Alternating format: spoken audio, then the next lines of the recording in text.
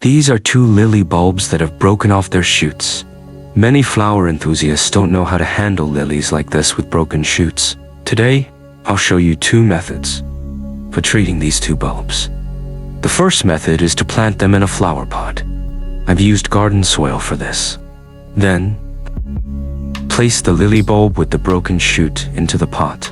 These are small lily bulbs that I took out from the garden a few days ago, since the pot feels a bit empty. I'm adding these small bulbs to grow them together. If everything goes well, they should bloom next year.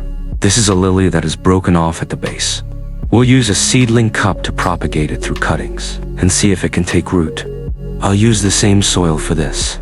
Just insert the cutting and water it. Lily bulbs need moisture in the early stages to sprout.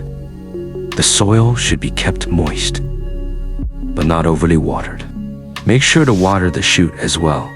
Place it in a shaded, well-ventilated area and avoid direct sunlight for the other bulb. The second method is to place it in a bag. Fill the bag with some soil and wrap it up.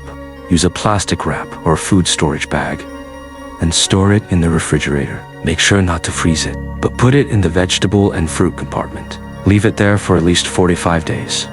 This method forces vernalization so that it will sprout again. The first method is to nourish the bulb so it won't bloom this year.